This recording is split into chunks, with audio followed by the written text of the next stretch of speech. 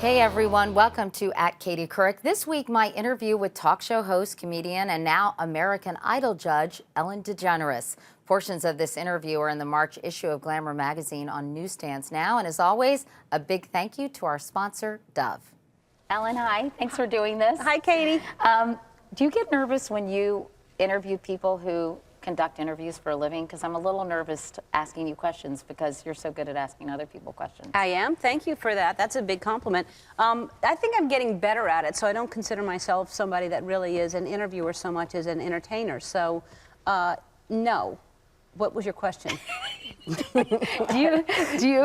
was going to say, do you get nervous when you do interviews, especially of people who, I do when I interview people who do this for a living. Do you still get nervous at all doing this job?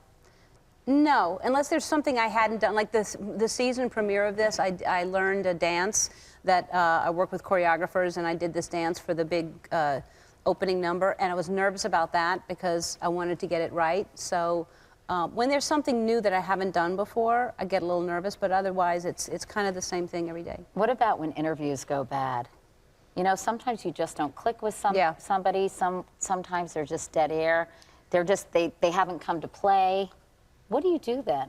I think, okay, well there's another one after this, and there's another one tomorrow, and you know, it's kind of a volume business, so there's always something else that's going to take its place. I don't think anything really lasts in anyone's memory anyway, except, you know, certain key things, like you asking Sarah Palin what newspaper she reads. People, you know, hold on to certain brilliant things. That was fantastic.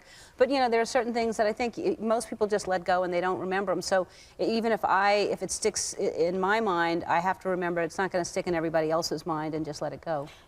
It was nice when I came out. I was lucky enough to be on the show today. When I came out, I was waiting in the wings. I talked to the stage manager. I said, "You must have so much fun here." And she said, "I laugh and dance every day at work." And I thought, how nice that you create an environment, along with the audience and everybody else on the staff, where people really love coming to work. I mean, do you still enjoy it, Ellen, as much as you did at the very beginning? Because sometimes any job, no matter how great it is, sometimes has a certain sameness and redundancy. You know, there are aspects of the job that are really, really hard. And producing a show that you're really proud of every single day and making every single show as important as the day before is important to me. So I want a quality show every single day, and that's hard. It's really hard work. Walking out here and feeling the energy in this room, and that being said, not just the energy in this room, because it really is amazing sitting here and feeling what everybody's feeling for an hour or so when we're in this room is great. It's just healthy for you. I have a great, healthy job. But, you know, even everybody I work with, my producers, my writers, we laugh every day, even though it is hard, and even though there are days where we're all struggling to try to put something together. And but it's a really happy atmosphere, and everybody is really, we laugh every single day. I'm surrounded by very creative, smart people. You know, I thought it was so sweet that after the show today, and I don't think you ever put this on the air, you thanked the audience, and it was so genuine, and it was so nice that you really said it from your heart, and that you said, I know it took a lot of work for some of you to get here. It was really, I thought it was a very special moment. And do you do that after every show, Ellen? I do. And why do you do that? Because I realize that most people don't live this way. Most people come here and at first it was just like, wow, people come here and dance, and when's the last time they danced? And, you know, maybe drunk at a wedding, or, you know, who knows when the last time somebody actually danced. And then I kind of really expanded that and started thinking about how most people live. And they don't get to be, number one, to laugh and to feel free enough to dance, but also just to be surrounded by this kind of energy. A lot of people go to church for that. A lot of people go to different spiritual, you know, gatherings to feel that.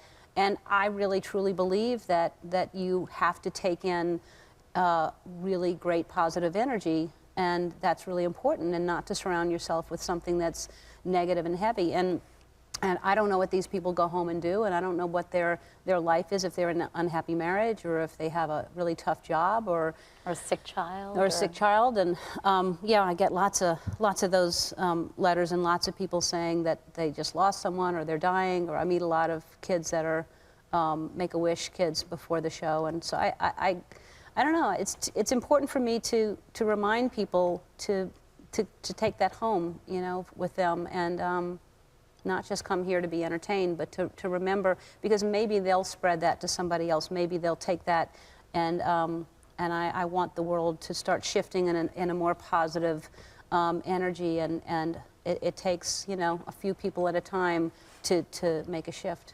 Are you, do you find it disconcerting that there seems to be so much anger and vitriol out there in the culture right now? I mean, obviously, there's so many wonderful people who are incredibly giving and caring, and yet the civil discourse is anything but. It seems to me in this country, and it seems as polarized, or perhaps even more polarized than ever.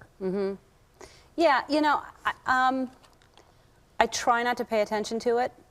I try to not take any of that in, and then I have to remind myself, if I have judgment, I mean, let's just take, for example, someone who is anti-gay, someone who really despises, you know, homosexuals, despises my lifestyle and who I am. I have to remind myself, if I hate that person, if I judge that person, I'm the same as them. So I can't judge them. I have to, you know, it's hard, because, you know, I really want everybody to be aware of, you know, openness and kindness and compassion, and some people are closed and angry, and that's just their journey. And if I can help shift that by just being who I am, great. And if I can't, then that's not, you know, it's not my job. But it's hard to look at that and see there's a lot of just a lot of I think carelessness too, and disrespect to the planet, not just to one another. I think we have to start with loving every living thing, loving trees and loving animals and loving, you know, our ocean, and loving everything that is, and that's one place to start before we even can begin to be kind to one another. You talked about if you could change the attitudes of just one people, and I would say that you've changed many people's attitudes, and television is such a powerful medium for doing that, because once, I think that people are afraid of things they're not familiar with, and once they see someone for who he or she is, this unfamiliarity, this novelty wears off, and acceptance, makes room for acceptance. I don't know if that made any sense. I hope so. I mean, yeah, you'd like to think that. I've met girls that have come here. I met a girl who was, had a form of cancer, and it was her wish to meet me, and they came from Canada, I think, and her mother was all excited and said, "Is Portia here?" And I said, "No, she's not here today." And her mother walked out of the room, and the young girl, I think she was like 14 or something, and she said, "You helped me come out to all of my friends, and thank you so much." I said, "What about your mom?" She said, "Oh God, no, my mother." And she says, "You know, you dress like a dyke, and are you a dyke?" And it's like, she had just asked me about Portia. She's a huge fan. She loves me, and yet she's telling her daughter she looks like a dyke, and it's just heartbreaking. Like, how can you? So that's scary to me. And I think there are a lot of people that probably are fans of the show, but at the same time, if their kid came home and said, so, you know, it's baby steps, I guess, you know. Do you feel like you're still fighting a lot of misconceptions, even though that Time magazine cover was when, Ellen? It was quite a while ago. 97, I came out. 1997. Yeah. That's right. Yeah. In April, wasn't it? Yeah. I think. Yeah, April 29th. I remember because that was the month my husband was diagnosed with cancer, so I remember this strange confluence of events that you were having this experience and I was having this very different experience. But so it's been almost 12 years. Right. No, is that right? Yeah, it's been 12 years. Yeah. Do you feel like strides have been made, and what more can be done to encourage people to be more tolerant and understanding, or do you think it's a generational thing? You know, for my kids, they have, you know, and for me, obviously, but my kids are so completely open and non-judgmental about almost everything. But that's probably because of you. I think it. But it's also, I think, because of popular culture. I mean, you know, they grew up watching Will and Grace, quite frankly, and I think that was incredibly powerful for people to understand and accept and appreciate different lifestyles. Yeah. No, I think obviously the more we have examples on the air of you know, all kinds of different lifestyles, the more that everyone deserves to be represented, and that's, like you said, if they don't have someone to look at, if they're fearful because they don't understand it, that's an easy way to hate something. But you know, I think it's generational, but it's also, it's just, you know, it's someone willing to open their mind and say, I don't understand it, but you know, that's their life, and how does it impact me? It doesn't, and that's how I feel about anybody's life, you know, unless it really impacts me or the planet. It's like, I don't care what anybody does, you know, I mean, but if you're going to hurt, you know, a person, if you're going to hurt, you know, all of us basically by doing something harmful to the planet, then I'm going to say something. What about gay marriage? Do you think that, you know, some of them, even some of the more open-minded people still have issues with gay marriage. Do you think that that will have receive national acceptance at some point in your lifetime? You know, if we all live, if the planet doesn't explode or something, you know, I mean, there's, you know, I think you look at all the changes that have happened, and, you know, it wasn't that long ago women didn't have the right to vote, or, you know, black people didn't have the right to vote, or interracial marriage, or, I mean, we're still kind of dealing with that one idiot, I guess. But, you know, I think that, of course, it will be, at some point, it will be looked at as ridiculous. Because marriage, you know, really was ownership. It started as basically, you know, a wife was possession.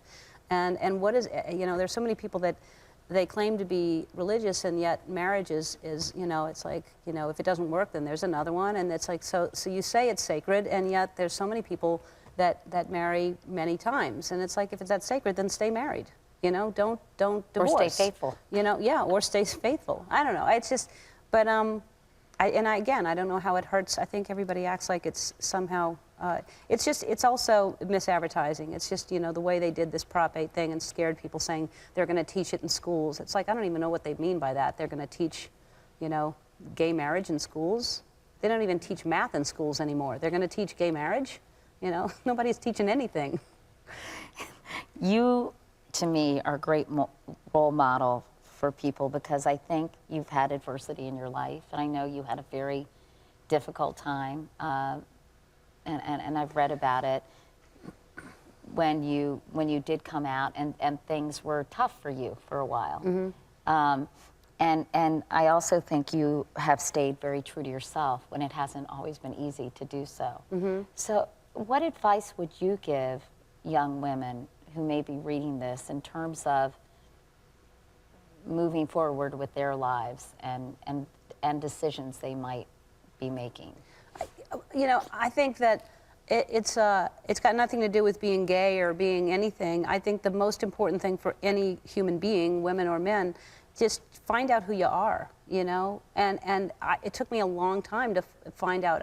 I'm basically, I think there are a lot of characteristics that I still have that when I was younger, but I was really scared as a young girl. I was so insecure, and I was so scared of what people thought of me, and if I was liked, and because I wasn't necessarily the attractive girl, I wanted people to be drawn to me because I was funny or because I was clever, or and that's what I wanted people to get me, and I wanted people to like me. But I would do things, you know, and I would act in ways or be with people that I shouldn't have been with just because it was that kind of attention. And I think a lot of people do that, and whether they're aware of it, you know, or not, if it's a conscious thing or subconscious, a lot of people are keeping the wrong company or doing the wrong things just because they're getting energy and attention. And I think the most important thing for anybody is just find out who you are and what really makes you happy, and what, you know, what drives you, and be that person, because that's who you are, and that's what your soul is put on this earth to be. And just find that truth and live that truth, and everything else will come to you. And learn to like the person you are, you Yeah, know, and well, like and yeah. accept the person And if you are. don't like the things, then it's probably not you. You know, if you kids, you can't make yourself like something. You're like, oh, I don't like this about myself, but I gotta like it because it's me. It's like, no, well then that's not you, because you will like it if it's you. I know that you're a vegan now, and so you eat no meat, right? No eggs, no dairy products. You had a vegan wedding when you and Portia got married. Why did you decide to become a vegan, and when did you decide? And I know you care deeply about animal rights, and what changed in you? Animal rights, it always, you know, animal rights sounds like they're about to get the right to vote, you know. Okay, what should I, no, how should I don't say know. it? No, it's just I've Animal said, welfare? Yeah, yes, the welfare of animals, you know. But I always hear animal rights, and I just think it's a crazy thing, because it's really just any kind of the right to just be left alone. You know, I've always, years ago I read Diet for a New America, which is a book about, I guess it was the last name is, I think it's Robbins. His father owned Baskin and Robbins, and he wrote this book about factory farming, and I read it and was horrified and was a vegetarian. I still ate cheese and stuff, but I was a vegetarian for about 8 months or so. And then I just went back to eating meat. And I used to love, you know, cheeseburgers and steak, and you know, I just did what most people do. I just had a disconnect. I just decided it's more important for me to taste a cheeseburger and have a steak or have a turkey sandwich, and it's easier, and I just put it out of my mind. And recently I read, not recently, it's been almost about a year and 8 months or so that we've been vegan, but I read Skinny Bitch first, and then I forced myself to watch a documentary called Earthlings. And it's inside footage of factory farms and dairy farms. And you just see that and you go, I can't participate in that. I can't be a part of something that is suffering. And it's 50 billion animals a year that are killed. And I think we all fool ourselves that there's some kind of happy cow, and you know, and that it's a quick death, and they just hit them in the head and they're out, and that go through the whole, and it's a very disturbing reality. And it happens every minute of the day, and every commercial on the air has some kind of food product in it. Every mini mall, every store, and you think about the consumption and how fast they have to mass produce, and you can't possibly put together in your head one healthy, happy animal. They're all in pain, they're all treated badly, they're all diseased, and they're all pumped with antibiotics, and there's just so many, and environmentally, I mean, I do it because I love animals, and I saw the reality, and I just couldn't ignore it anymore. But a lot of people do it for, you know, for other reasons, and there's many reasons to do it, and I'm healthier for it, I'm happier for it. I don't have that, I mean, I really truly believe that we take in energy, and our thoughts are important and all that stuff. I believe in that kind of positive thinking, and I can't imagine that if you're putting something in your body that's filled with fear or anxiety or pain, that isn't somehow going to be inside of you. And I used to be a more anxious person, and a more edgy, and more, everything was a little more, you know, jumpy and sad. And I think that's, you know, not putting that stuff in my body is, and it's hard. It's hard to kind of live your life and know that exists, and watch people do it all around you, and just go, you gotta hope that one day that shift will happen. Did you see the documentary Food Inc.? Mm-hmm. So that probably just reinforced everything that you were feeling. Yeah, Food Inc. is you know, a Disney movie compared to Earthlings. You Really? know, Food Inc. is nothing. You know, but yeah, there's you know, I don't know. I would like people to look at that, but it's hard. It takes a lot. It takes a major shift in your life, because it's easy to grab for something and it's just, you know, there. But every time you think of what's on your plate and what it was, and you know, you just can't do it. I'm sort of jumping around here, but have you and Portia thought about having a family? We have a family. She has a mom, and I have a mother and a brother. And, Have you thought about having children? Oh, that. Yeah, sorry. Yeah. Do you hate being asked that question? No. Yeah, of course we thought about it, and for a moment there, it was actually a consideration, and then we just thought, it seems like the natural progression when you're in love, and then you go, what next? And that seems like a great thing, and to learn to love something else, and I think we're both really happy being fully in love with each other, and we really are lucky enough to be so in love with one another that I don't want a baby because I know what kind of love that must be. So I don't want to share that. I like having all of her, and she likes having all of me, and we have freedom, and we have time, and we have a niece, and so that's good because we play with her, and then she cries, and we just hand her back. Let's talk about American Idol. How cool is that? I think it's going to be cool. I think was so excited when I heard that you were going to be the judge. Oh, good. Because I love that show. Good. And I guess there was, as there is with anything in this day and age, some controversy. You know, how will Ellen do? What will she add to the mix? Right. Are you trepidatious at all? No, and I don't even understand the controversy or why it's a big deal. I mean, you know, I think that it's important to have somebody on that panel that's representing. I mean, the whole show is about people at home calling in and voting and choosing. So if it's their opinion that counts, then I'm just someone who also has an opinion as a fan, as a viewer, and as someone who knows what it's like to be on stage and entertain people. So I know what it takes, and I've been in the business long enough that I think I can spot and be able to help guide someone if I can help them along the way. And I guess the controversy was that you don't have a musical background, you know, as the other judges do. Yeah, but nobody at home voting has a, you know, they're asking people to vote to pick their American Idol. So I'm just as, you know, my opinion is just like everybody at home. So, and I do have, you know, I'm in the business, and I'm kind of associated with music in many ways for a long time. It's not like I don't listen to music constantly, and my whole life is like, there's a big music element in my life. What about your style of judging? You know, obviously Paula was kind of, somebody described her as the judge who would put contestants in a snuggly and give them hot chocolate even if they sounded like a transmission. How, I mean, I can't imagine you being anything but nice and supportive. I mean, have you thought about, gee, how do I give criticism constructively, or, you know, how honest can I really be? And I would think you might have a hard time being brutally honest with someone. No, I won't have a hard time being brutally honest. I'm pretty honest. I mean, I won't be mean. I don't think you have to be mean to be honest. And if somebody's not good, I'm going to say that you know, as much as you think it sounded good, it didn't sound good. And some nights, you know, that's going to happen. I think it's going to be harder.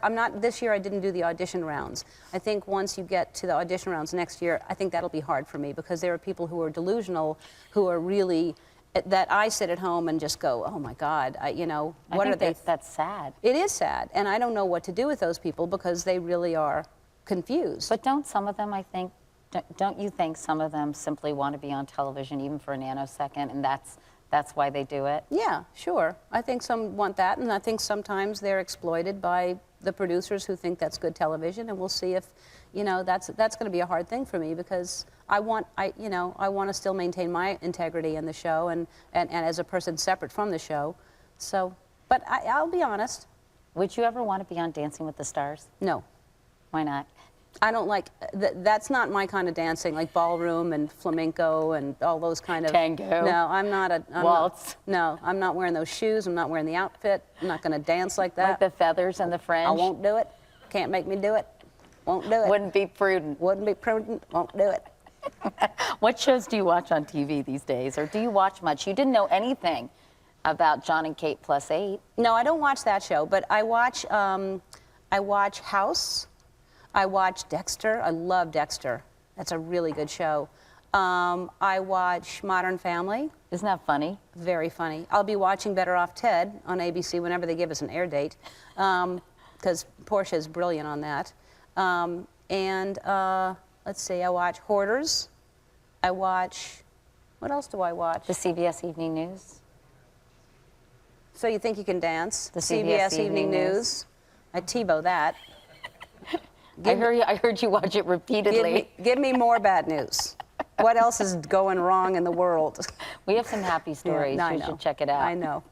You've made body image a topic on your show, and you had Cindy Levy, who's the editor of Glamour, on to talk about the photo they ran of the plus-size model who was sitting in a relaxed position with a Right. little bit of a poochy stomach. Why did you think that was important for your audience? And here you are living in kind of the epicenter of body image. Right. Does it bother you that women are so obsessed and worried and spend so much time thinking about their bodies? Yeah, it's a double standard because, you know, there are men with really beautiful women that don't have great bodies, and yet nobody's saying anything about that. It's the focus is all, and I think a lot of men still have that body image thing. I'm not saying men don't, and a lot of men do, but it really is mainly women need to keep themselves up to look good for either a man or for whatever. It's just for, you know, society. And it's not fair. It's just, you know, let somebody, and also the way that magazines airbrush everything, women are looking at bodies like that going, my stomach doesn't look like that, I'm supposed to look like that. And so they starve themselves and they work out like crazy, and it's just that it's also not important. I just think we put the wrong emphasis on what beauty is and what health is. And health is being vibrant and having energy and being happy and giving yourself to other people. Yeah, there's a lot of, you know, if you're healthy, it's got nothing to do with how much you weigh. I mean, you know, or what size jeans you wear. Yeah. So that to me is really important to remind people of what beauty is and what health is. But we've had these conversations, we collectively as a society, it seems to me, you know, since I was a little kid, and I'm 52 and you're 51. And yet it never seems to change. You know, this obsession and this focus on body image above almost all else in certain cases. Yeah, I know. Depressing. It's really depressing. It's really, you know, I don't know. I mean, people are going to do whatever they think. But you know, again, it's like little baby steps. Like at some point when we have more people in power on television to put the right kind of images on television to reflect what people are really look like and really act like, then it'll all start shifting. But there has to be a tipping point, and we're not at that tipping point yet. How great was it to have Gabby come out here with completely liberated and with unabashed joy, shake her groove thing. Yeah. How great was that? I know. She's completely confident in who she is, you know, and that's what everybody should find, because that, you know, you need to have joy. Let me just read you some quick glamour questions. Ellen, yes, another Ellen, wrote, so many people are losing their jobs these days, myself included. I'd like to know what your biggest career obstacle has been and how you overcame it. My biggest career obstacle was losing my entire career when I came out, and that lasted for about 3 years. And I overcame it in stages of the same kind of grief that anyone goes through a tragedy. At first I was angry, and then I was, I don't know what the stages are, but I was angry and I was sad, I went through a major depression. But it's also when I started really searching and finding out, you know, who I was, and didn't let that define me, and started over again and started doing stand-up and built myself back. And it showed that I had the strength to do that, and that I wasn't going to let someone take something away from me. And so I think sometimes you have to sometimes something being taken away from you is exactly what you need for you to take a look at yourself.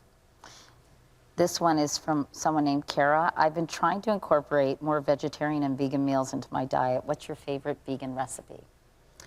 She should go to our website, because there's a few on there that I have. Our chef is now putting recipes on there for people to, because there's easy ones and then there's a little more difficult ones. But you know, it's hard. There's this fake meat that is called Gardein that's in stores now, and you can make tacos and you can make all kinds of things, and it tastes just like that. Because it's not that I don't like the taste. I mean, Portia actually doesn't like that kind of consistency of that taste because it really reminds her of that she's eating an animal. But I did like the taste of it. Now it disgusts me. But so if you want that taste and you still want that, you can have like tacos and you can have bolognese sauce and things like that. So there's a lot of, I don't know, it's With hard meat to... substitutes. Yeah, and it tastes exactly like it. There's good ones now. And there's the final question is, a lot of people asked about your dancing. Here's one. Since you love to dance so much, what songs would be on your ultimate dance mix? A lot of Michael Jackson, a lot of Stevie Wonder, James Brown. I like R&B a lot, so any of those songs would be good. Cheryl Lynn, To Be Real. That's a good one. Got to Be Real. That's a good one. Perfect. Okay, thanks. All right. Thank you, Ellen. Wonderful. Thanks for watching. Now stay tuned for a message from our sponsor, Dove. And by the way, it's not my voice in that ad. My brother thought it was, but it's not me.